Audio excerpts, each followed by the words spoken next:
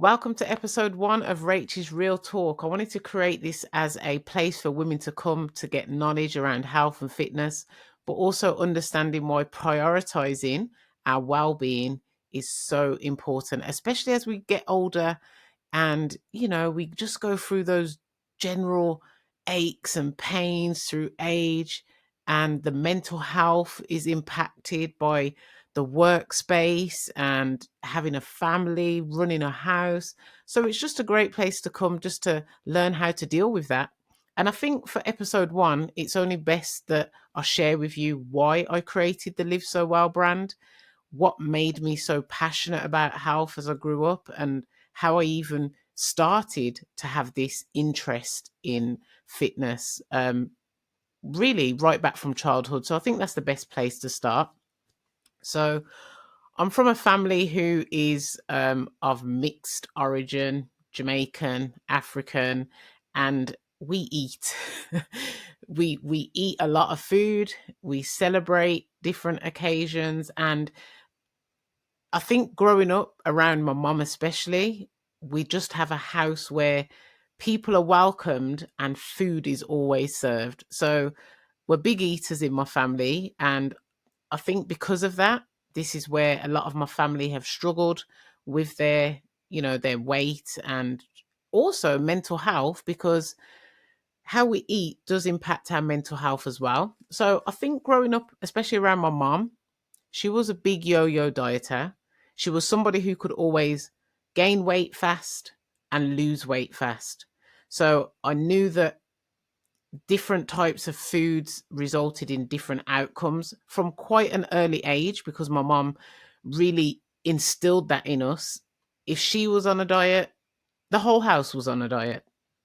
If she was exercising vigorously, the whole household was exercising. So there wasn't really a balance in our house. It was either the all or nothing approach. And I didn't even have an issue growing up with my weight. In fact, I was very underweight when I grew up, as I was growing up. So for me, it was a case of trying to put weight on. And because we ate big and we always, celebrated with food, it was great for me because I didn't really have an issue with gaining weight. So I just used to overeat. I could eat so much food till I felt sick, and I never actually got fat from that. I didn't gain any fat from that. I was always still a rake. And I think I could get away with that. But it still did have an impact on my mental health, because I then started to think I was too skinny and I wasn't happy with the weight that I was. Then, on the other hand, I had family members who were overweight and they weren't happy with how they were. And we kind of had this view of food as a way to kind of make us feel better. So it was like an emotional eating thing. And I think that was instilled from childhood. My mom was definitely a person who was an emotional eater, and she wasn't somebody to shy away or hide from that. And if she wasn't happy with, could be work, it could be a relationship, whatever it is, then she would eat, but then she would make us eat with her. And I used to think at the time, well, this is great. Get the toffee pops out, mom, get out the Pringles. And it was only when I started to actually put weight on, I think that was around age 14, that I started to have a little bit of a complex about being overweight for the first time, because I was always underweight. And that's when I really started to understand that, wow, food really does have to be eaten in a certain quantity in order for us to kind of maintain the body that we want. Whereas before, I never had an issue with that. And I think going into college, it was more about image and, you don't want to be overweight. So then I was kind of conscious about that. But then at the same time, because I was so greedy, because I was brought up around food and big portion sizes, I would tend to overeat. But then at that point, I would think about extreme ways that I could lose the weight or get the weight off. And I would dance and dance and dance. So many hours of dancing just because I was trying to get weight off. I didn't have a gym membership at the time. I think I was like 17. I couldn't even afford a gym membership then because I was living by myself. And I just thought that the only way for me to be able to eat the amount that I want to eat, because I wasn't somebody who wanted to diet, was to just dance and just keep dancing until I kind of maintained this weight. But then it started to become a bit more unhealthy because I was very conscious about how much I would eat that would impact my weight. So I knew that I'd have to dance this many hours to be able to maintain my weight. And even though I love dancing and my friends and my family know that I love dancing, nobody would know that the reason I was dancing was to kind of burn calories because of food that I'd eaten, not just because I wanted to dance. Yeah, I love dancing. Don't get me wrong. I still dance now. But then I was dancing for a reason, and that was to be able to maintain my weight so that I didn't put weight on, because I really didn't want to diet. And I know that the easiest thing to do would just be to cut back calories. Now I know that. At those ages, I didn't have a clue. And I started to see growing up that being overweight in family members was starting to have an impact on their mental health. And I was thinking, wow, imagine I wasn't somebody who was active. Imagine I wasn't somebody who was so fit. That could be me. Uh, So I don't want to be like that, because I wouldn't say that I've ever suffered with depression. I would say I understand what it's like to be stressed, but I would never say that I've suffered with depression. But I have seen the effects that suffering with depression has on people. And it is not nice. It is not a good place to be in. It's not a place I would ever want to be in.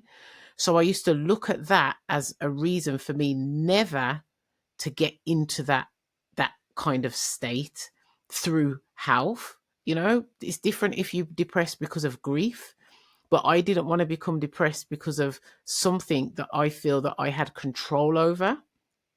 And at the time, I do feel that I had control over my health because I knew how to stay at that weight that I wanted to stay at, and that was through being active and being fit. But just seeing that effect on family members had, I was like, what can I do to be able to help these people? Well, nothing at the time because I was so young. I was still studying, but just being able to have a better relationship with family members was something that I was craving. But if they don't feel good about themselves, then your relationship with them is also strained, especially if it's people that you live with in the house. You can't have a good normal relationship with somebody who does not love themselves, even if they hide that from you, that they don't love themselves. You still cannot have a good relationship with them. So I just thought, well, that's for them to kind of sort out, and I just need to make sure that I can continue looking after myself. But I would never say that I was somebody that ate healthy growing up. I've always struggled with um, snacking and over snacking, and snacking because of an emotion, or eating because it's going to make me feel better. So at the time, I wouldn't say that I was maintaining my health because I was healthy. So a lot of family members would say to me, "Oh, you're so lucky. You're always looking so slim. You're always active." Well, I wouldn't say that I was lucky because I used to dance for 6 hours to keep the weight off. You just didn't know that. Um, but growing up and becoming an adult, I think it started as soon as I had my first child. I then realized that, okay, I had gained 3 stone during pregnancy. I know what it now feels like to be overweight, but I now realize what it feels like to absolutely hate the way I look. And that's when I became a sufferer of, postnatal depression. Never would I say that I'd felt that disgusted about how I looked until having my first child. And it wasn't actually because of being overweight. I gained 3 stone in pregnancy. And yes, at that point, I was like, wow, this is really big. As soon as I've had my baby, I'm getting all this weight off. But I didn't realize that there was a time frame that you had to wait before exercising after having a child. So I would literally say 2 days after having my son, I was back to dancing 6, 7 hours. I don't know how I had the energy to do that and breastfeed and be up in the night. And then I ordered different exercise equipment to the house that came quick. So within a week of having him, I was completely exercising on equipment, dancing, under eating. And I literally became so slim within 4 weeks of giving birth that I actually felt sick to the stomach with how I looked.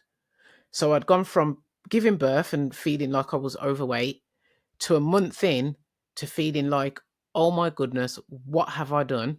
I've completely lost all muscle because I wasn't even eating the right amount of calories. Bear in mind, before I had him, I was eating more calories than I was supposed to and dancing. So it was kind of like maintaining my weight.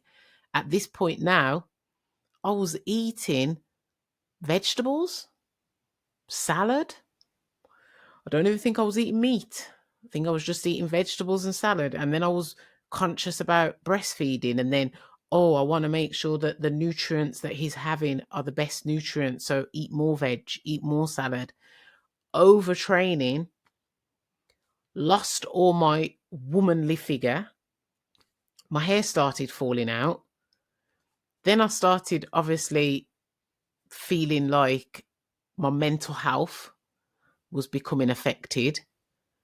And then I just had no idea of how to get this weight back on because I'm a naturally active person. So I've now gone to this state of mind where, okay, you've got to cut back on exercise, even though exercise is something that you enjoy. You've got to try and gain this weight back, but you've got to do it in a way that you can start introducing foods that are a bit more calorific than what you're used to having at the moment, and try to breastfeed a baby and feed it the nutrients it's supposed to have. That was too much. That was too much for me to think about. How can I eat loads of calories to put weight on whilst giving this baby, my son, the best nutrients that he can have so I can gain weight, but I don't want him to take in the wrong nutrients. And I was just like, I can't do this. I cannot do this. And I think I stayed underweight for about 2 years.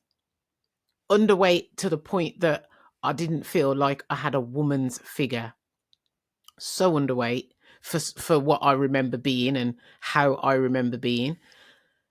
And I think having another baby and falling pregnant again got me that feeling of, yes, I can now have an excuse to put weight on without even caring about how I look after, because on the second time around, I'm going to do it properly. And in that pregnancy, I think I gained 4 stone, and that was eating tiramisu, loads of crisp, loads of cookies, loads of sandwiches. And I absolutely didn't care one bit because I just didn't realize how much I hated being underweight. Then obviously I had my baby, I had my little girl, and I would say that even when I was breastfeeding her, I was still trying to eat the same as I was when I was pregnant because I never wanted to see myself looking underweight again. And it resulted in her as a baby becoming overweight. And I was like, but I actually don't care. We can sort you out after. I just need to make sure that I never go back to that again. And I think it took literally about 3 years. So this would have been 5 years in total, 6 years in total from when it started. But it took about 3 years for me to kind of see this healthy figure in the mirror. Whereas before I was seeing someone that was overweight, then I was seeing someone who was too underweight. Then I was confused with, what do I actually want? Do I want to be lean? Do I want to be big? I didn't have a clue what I wanted. And it took about 3 years for me to go, okay, this is a weight that I actually enjoy being. But I think the mental stress that I had endured going through all of that made me go, I think I need to help people.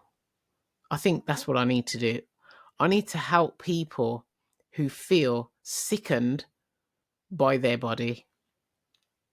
And at that time, you know, there was family members that were still overweight or still not happy with how they looked. And then I got into some wellness coaching and started taking supplementation. Then I thought, right, I need to help my family through supplementation, help them. And it just kind of went from there. And I'd say from about 2010, really, is when it started for me, that I was like, I just want to help people. I just have a passion for helping people to never want to experience hatred towards their body. Whether it's you learning to love how you look as a large person, whether it's you learning to love yourself how you look as a small person, what we need to do is firstly fix the mindset, and then we can look at the nutrition that's needed for you to be able to then create this healthy being. Because even if you're somebody who's overweight, who loves how they are, we still don't want to have this inner unhealthiness going on. So we don't want to cause unnecessary things like diabetes or diabetes type 2, heart disease. So even if you're somebody who likes being overweight and you're happy there, we still need to think about the consequences that it can have on your health internally. So I still like to help people through that, whilst obviously helping them to still love the person they are. And then for somebody who doesn't carry a lot of body fat, and they could possibly get away with just having a little bit more body fat or a little bit more muscle, it's just about bringing everything in alignment to make you more healthier internally, as opposed to, looking good on the outside. And then I just really started to enjoy the results that I was seeing from helping family members. So, in the space of 3 years, I was able to help 13 family members to lose 460 kg. And for me, that was like, wow, that is a lot of weight. But not only that, that is a lot of mindsets being changed. That is a lot of mental health changes that these family members have gone through in order to get these results that they're getting, and the habits that they're creating and the habits that they're changing. And just through taking photos and seeing the difference in their pictures just made me go, I just want to help more and more people to feel like this, to have this love for movement. It doesn't matter what fitness you enjoy, whether it's weight training, cardio, running, jogging, whatever it is that you enjoy, learn to enjoy doing it. Creating these habits that are now new habits that you would never have done before, but now they're the norm. They're just the norm for you. And that is what I enjoy helping people to do. And I think that my kids have obviously been impacted by that, because since they've been really young, they've only ever known me and their dad to just take fitness to its extreme kind of thing. Always being active, making sure that we eat well, but we still enjoy the foods that we love, to make that balance, making sure that we prioritize their health and their understanding of why we choose to be healthy. And obviously that's had a big impact on them. And I feel that you've got to find a balance as a parent as well, especially a parent who loves health, because you don't want your children to become imbalanced or unbalanced, and you don't want them to create this kind of body dysmorphia, um, because, they now start to feel that they have a problem with their body. So you've got to really, really keep it all balanced, but also make them understand the importance of why we're fit and why we prefer to be healthy. So that's how it all started for me. And now I'm drawn to helping moms, especially, who don't recognize their body after having a baby, or moms or women who are perimenopausal and their body's changing. They don't recognize themselves, why they need to start to create habits that are going to help them to love the person that they are and to find ways that they can still improve their body, even though we can't change our hormone cycle and the things that we're experiencing with perimenopause, but we can improve it. And it's finding ways that we can do that. And I feel that being able to help a community of women to level up their mindset is so important, because especially as a married woman, a woman in a relationship, your relationship is impacted when you're not happy with yourself. If you live by yourself, yeah, it's not good to still feel that way about yourself. But when you live with someone else, you cannot give them yourself when you're not happy. You're irritable inside, you don't love who you are, you might be envious about them and why they're not going through what you're going through. And I just feel that it can have a strain on any marriage if you're not happy, whether it's the husband or the wife. And I feel that to be in a good connection, a good relationship, you have to be 100% happy with the person that you are and with how you look. And that's just what I want to do for women. That is exactly what I want to do for women, whether they're moms, working women, busy women, women in menopause, women who have experienced back pain, joint pain, and now they just want to feel what it really feels like to live so well. So I hope that you've been able to enjoy the kind of reasons why I've just become so passionate about helping people and health. And going forward, my next episodes will obviously be teaching you about different um, ways to stay healthy, as well as just a community for you to be able to just be a part of and just feel like it's your safe space. That's just what a group of women sometimes need. So it's been great to be able to share that with you. And for those of you that didn't realize from the beginnings of my dancing passion as to why I danced, at least now you understand. So over and out, and I'll speak to you soon.